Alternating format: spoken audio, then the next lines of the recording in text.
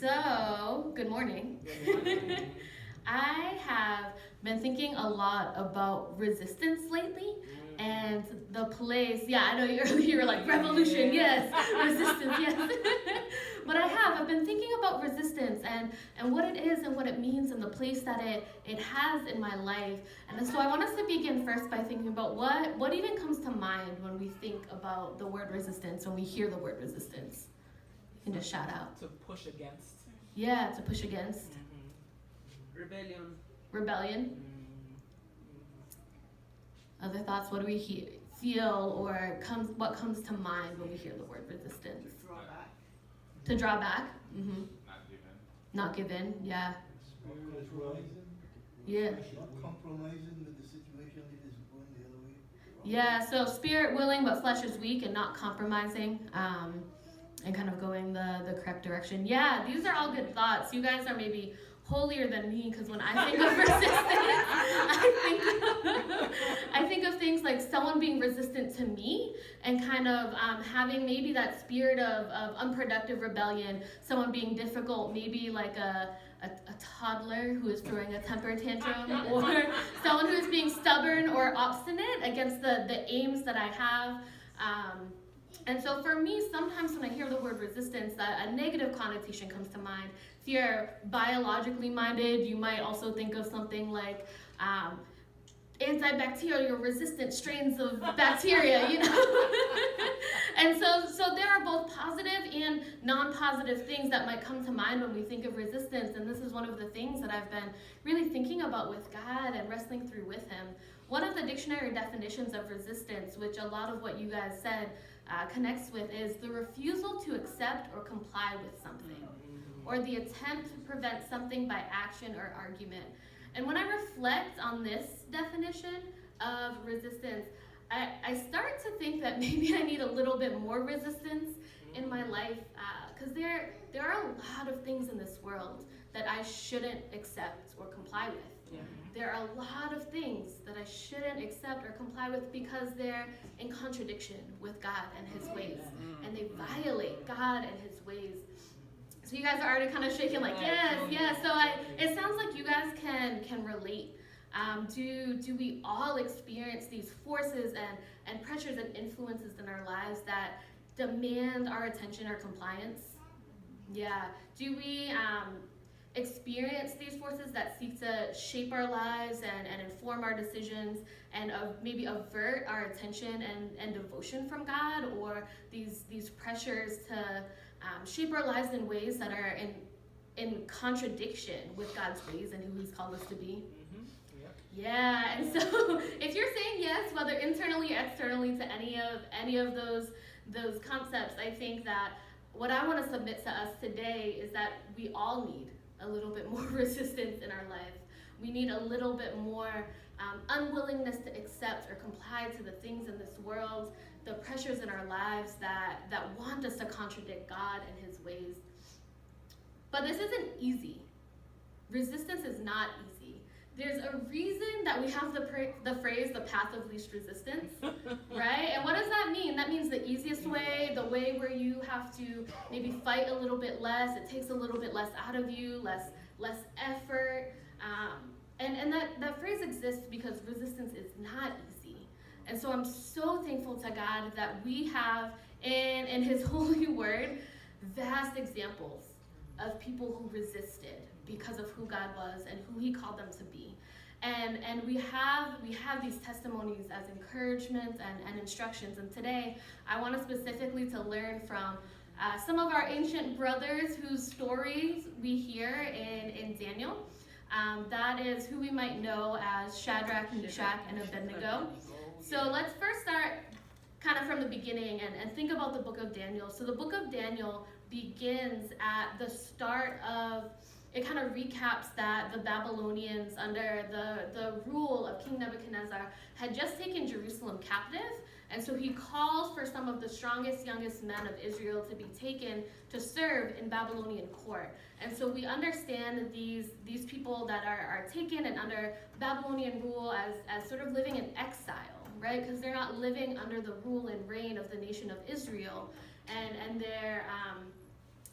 they're not living in accordance to, or they're under a rule that's not necessarily living in accordance to the ways that God has called them to live. And so the Israelites are living in exile, and this is where we see that they're not in Israel anymore, and we encounter Daniel in this context. And in this context of exile and serving in the Babylonian court, they're surrounded by a lot of non-Jewish influence and custom and ways of going throughout life.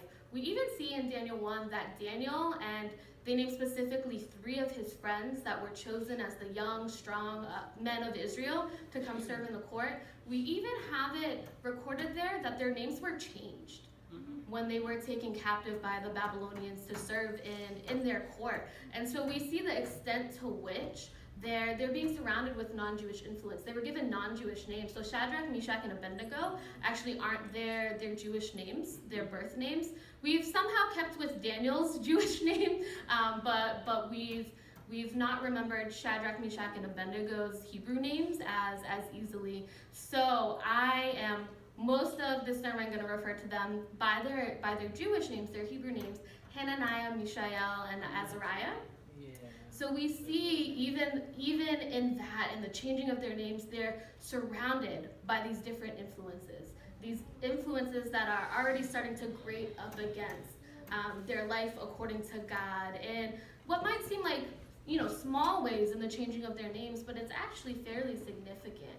So we see already in Daniel 1 that they're continuing to be devoted to God in this context of exile, in this context of being surrounded by non-Jewish influences, by customs that don't necessarily serve their God, but serve different purposes or different gods or different rulers.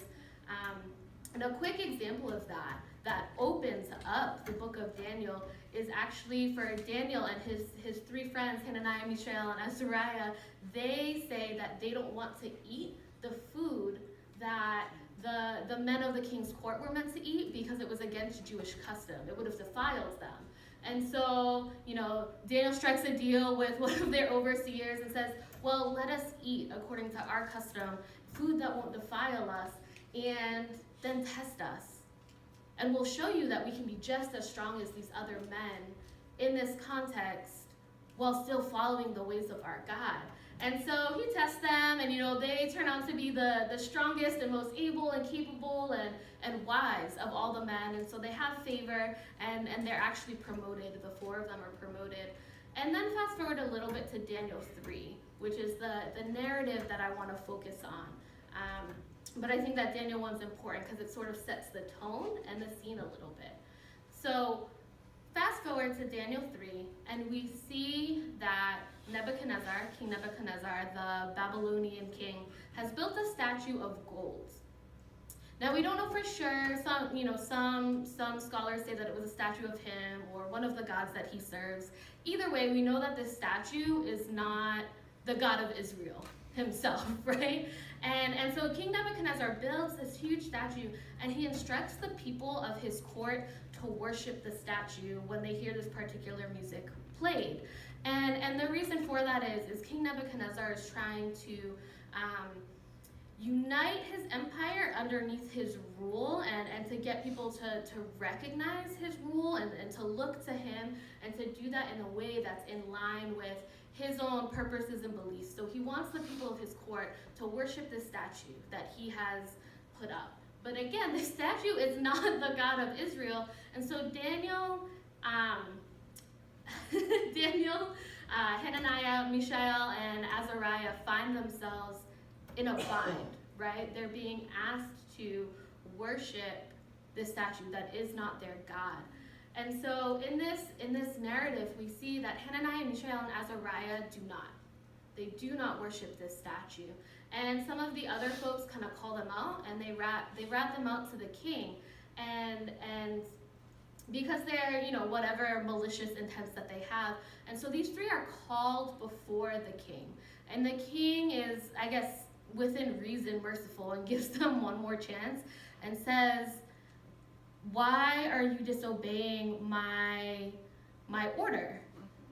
If you're not gonna do this, I'm gonna put you in this furnace, because that was sort of the punishment for those that he decreed for those who wouldn't worship this statue when they were instructed to.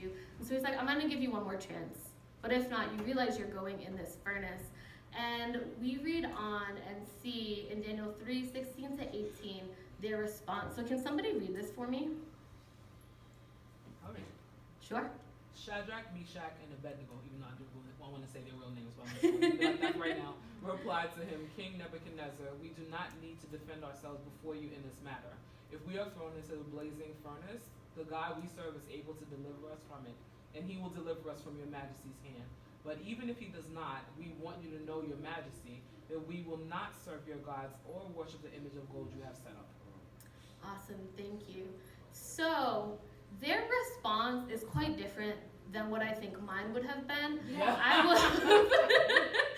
would have gone to the ends of the earth to rationalize myself. I would have been like, well, I'll bow down and pretend to worship, but I'm not actually worshiping, right? You know, there can be a disconnect between what my body's doing and what my heart is doing, and I'm just trying to save my life, and I'm sure that God would understand, right? That's where I would have gone.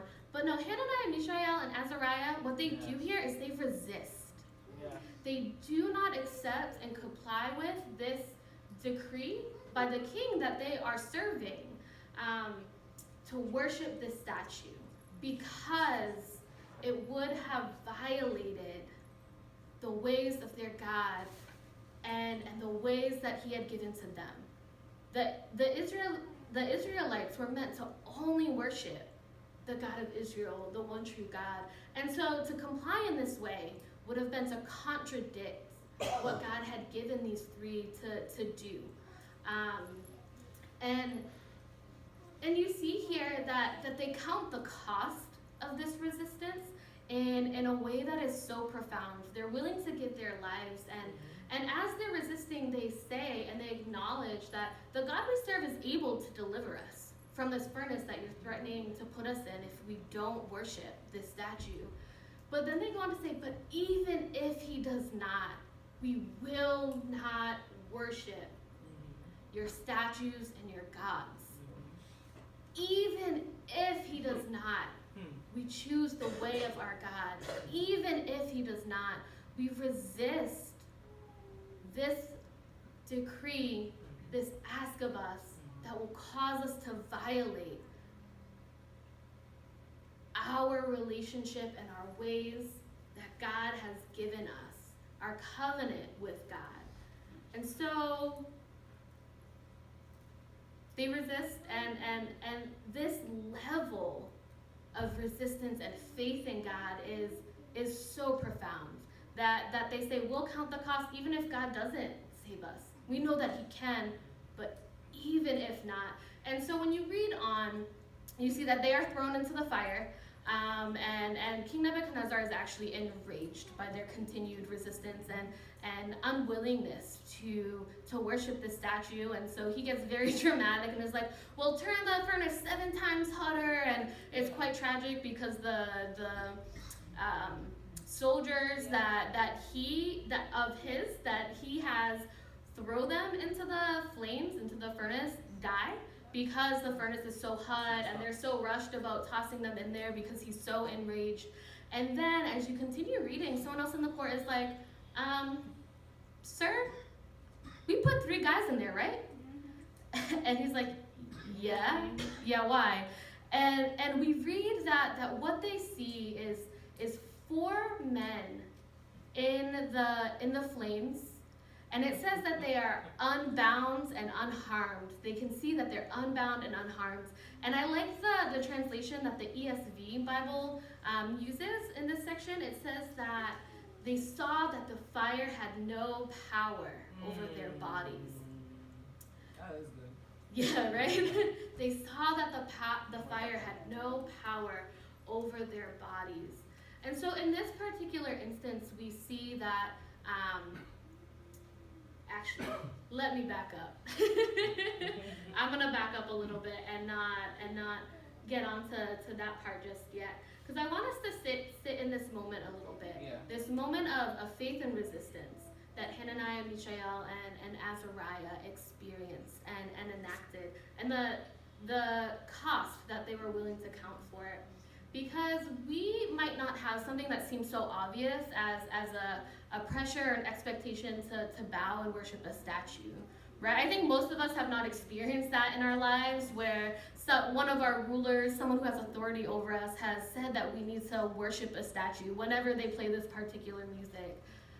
However, we are definitely surrounded by influence on the daily that want us to comply with actions or thoughts or beliefs that are contrary to God and his ways, and that are contrary to who he has called us to be. And so it might not be bowing and worshiping a golden statue, but it might be materialism and overconsumption of goods. Do we feel that pressure to value material goods over the goods of the kingdom? It might be gossip and slander. It might be the over-sexualization that our society sells us every single day. It might be unhealthy habits of escapism. It might be this need to always overachieve and to value worldly success over kingdom success. It might be seeing others from a worldly point of view, right? It might be participating in and benefiting from oppressive systems in the society. It might be seeking our own interests over others. It might be that great individualism, right? That rugged individualism that we're sold. It might value progress over relationship. There are so many influences and pressures and expectations that we experience daily that they want us to comply with them. And society wants us to comply with them. And we want to comply with them. Yet, we see in this example from Hananiah, Mishael, and Azariah that resistance and non-compliance with these things that cause us to contradict God, his ways, and the ways that he has called us to be, who he has called us to be, is possible. And so our idols might not be this gold statue, but we have idols, don't we? We have idols that we give more authority in our lives than we give to God. We have idols that we turn to before we turn to God. We have idols that we spend more time serving than we do our own God. And so where is the place of this Hananiah, Mishael, Azariah kind of resistance in our life? Where is this place of saying, no, we will not accept these ways. Instead, we're going to accept God's ways and say yes to his ways. Because unlike them, I most of the time find myself complying, right? I find myself complying to all of these forces that contradict who God has called me to be through rationalizations or just lack of knowledge, ignorance. I find myself complying. And so where is that place for this type of resistance? We need to learn this discipline of what I'm calling a holy resistance. A resistance, a non-compliance with things that are contrary to God's will for us, to God's being, to God's ways, who he has called us to be. We need to learn and practice this discipline of a holy resistance that causes us to choose his ways over our own ways or the ways of this world. And these influences can be either external or internal. Right? So it can be societal influences or expectations or systems or structures or rules. So it could be things external to us or it could be things internal to us, right? Us wanting these things, us wanting to comply with these things. And so we need to practice this resistance both of external influences as well as our internal influences and responses. When we internally want things that contradict what God wants for us. And so we together can practice and look to Hananiah, Mishael, and Azariah's example of resistance and walk with one another in learning that. We need to resist those things which violate God. And I do want to point something out quickly, which is maybe in some context might get us into hot water. But I want to recognize that Hananiah, Mishael, and Azariah broke a law. They broke a law in their holy resistance. They broke a law in saying we serve God first. Now, they were willing to suffer the consequences of breaking that Right. law because they really and truly counted the cost of choosing obedience to God over obedience to other authorities in this world. But they accepted that worldly authority had some kind of authority to punish them for that non-compliance, right? And so if that's something that you're more interested in, I want to refer you back to a 2-part series that Daishan did on when government goes wrong. Because government and worldly authorities can be one of those external forces that we might find ourselves needing to resist in order to follow God's ways. So I'd refer you back to that if that's something that you're struggling with and kind of trying to figure out, okay, how do I follow God in this way and practice this discipline of holy resistance when it might mean kind of leading into this friction between the laws of the land and the laws of God. So refer back to that. You can find it on our YouTube page. But my prayer for us is that we would be willing to lead lives of holy resistance that are so faithful and so radical as Hananiah, Mishael, and Azariah, that we would resist our own temptations and fallen tendencies and choose God's ways instead, that we would resist the temptations and fallen tendencies of the world around us and choose God's way instead.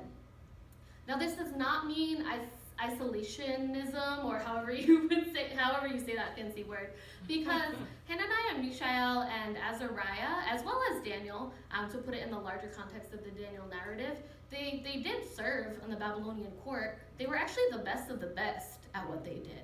And they were known by their non-Hebrew names, which is tragic, but did not violate who God had called them to be, right? And did not violate God's ways. And so they did exist in their context, as unideal as it might have been, but they did not allow their context to cause them to violate God's ways and who he had called them to be. And so we do need to look to God's guidance to strike that balance, right? And it rings true of that familiar Christian phrase, like, be in the world but not of the world, right? So they were in the world, they were serving, they were doing their job, they were living in a non-Jewish context, and they were excelling at it. But they weren't of the world in the way that they would allow King Nebuchadnezzar's decree to worship a statue to cause them to worship one other than their one true God. And we need guidance from that. I've been listening to a podcast that I would recommend to all y'all called Truth's Table. And they did a mini-series on resistance, and one of the things that I love that they distinguished between is holy resistance and ratchet rebellion. Yes. And so their point with that was that, are we being guided from God? Are we rebelling just because we don't like something, or it's not what we would prefer, or it's not ideal? Are we being guided by our own desires and our own ways? So it's another way of not serving God? Or is it really and truly a holy resistance, where we're making the decisions that we're making to not accept and comply to certain things because of who God is and because of who he's called us to be? And so again, my prayer is that we would seek guidance from God in this, that we would allow him to lead us in a truly holy resistance instead of, whatever we want to be doing, what they might call at Truth's Table ratchet rebellion. And I want us to read a little bit further in,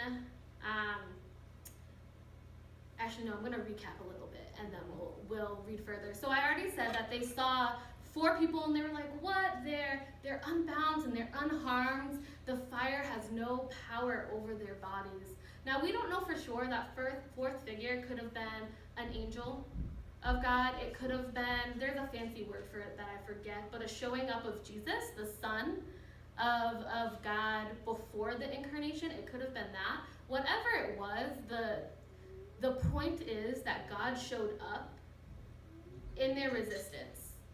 That God showed up in the cost that they were willing to pay. And he was with them in that furnace.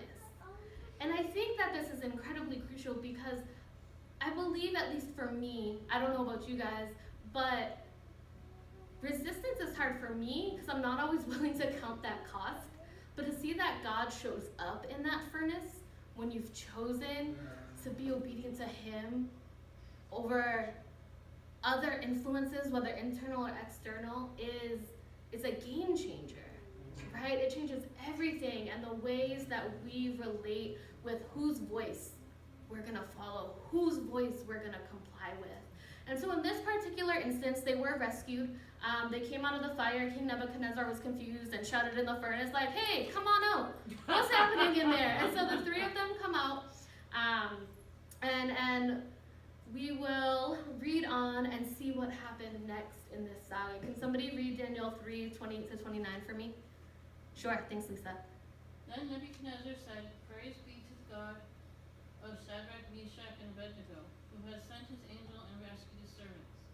They trusted in him and defied the king's command and were willing to give up their lives rather than serve or worship any god except their own God. Therefore I decree that the people of any nation or language who say anything against the God of Shadrach, Meshach, and Abednego be cut into pieces and their houses be turned into piles of rubble, for no other God can save in this way. Awesome. Thanks, Lisa. So it really is a saga. King Nebuchadnezzar is kind of wild. Yeah. But what we do see, we're not going to go in some kind of sociological exploration of the cost of this being to cut people into pieces. Because the point of this is that Hananiah, Mishael, and Azariah's resistance was a witness to their God. Mm-hmm. It was a witness to the God that they served. The God that is so good and deserves such allegiance, is so worthy of all of our worship, that they would be willing to give up their own lives rather than serve or worship any God except their own God.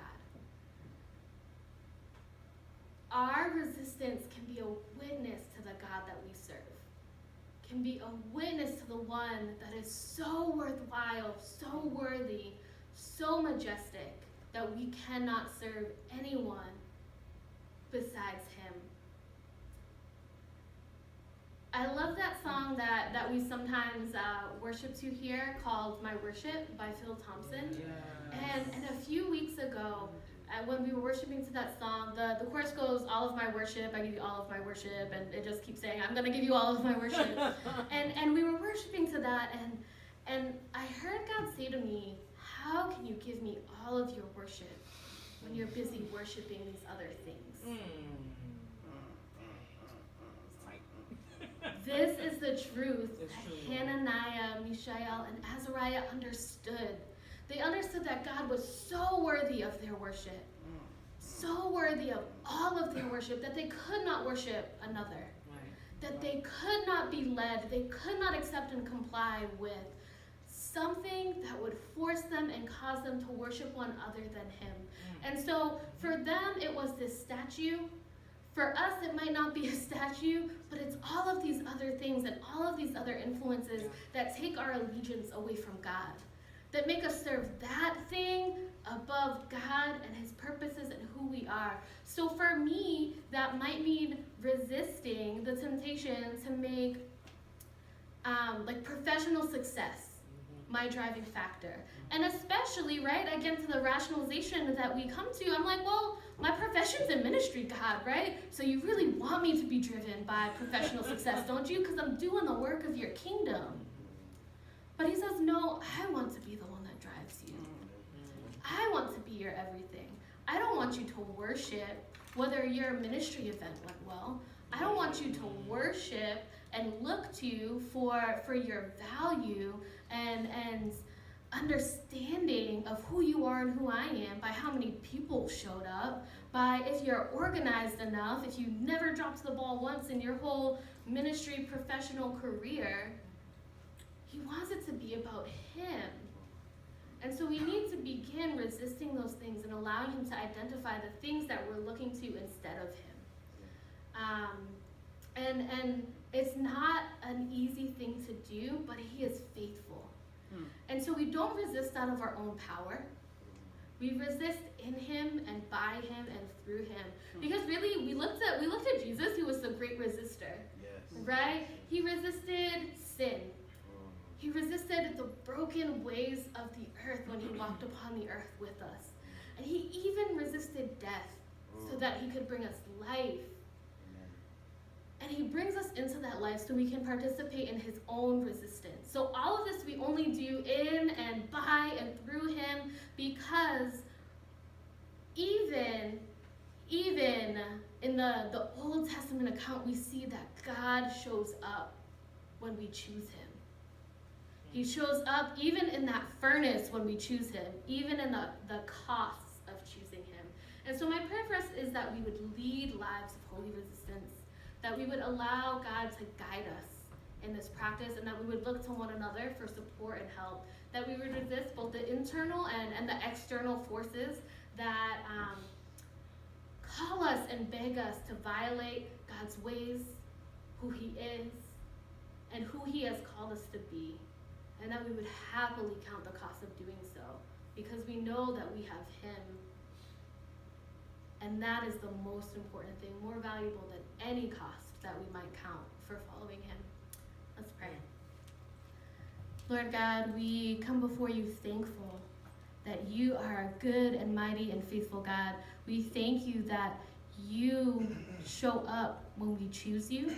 And God, we confess to you that there's so many things in this world that are calling for our attention and our allegiance, and so many things that are trying to assimilate us into the ways of the world. But God, we say that we want to learn to choose you more and more each day. So God, we invite you into our lives to teach us this practice that we learn and see example from Hananiah, Mishael, and Azariah, of a holy resistance. And we pray that you would help us to be joyful as we resist because of who you are. We thank you when we say that we will worship you only, God. But we also say that we need help learning to do so. So we invite you, God, teach us to give you all of our worship. We praise you in your holy name. Amen.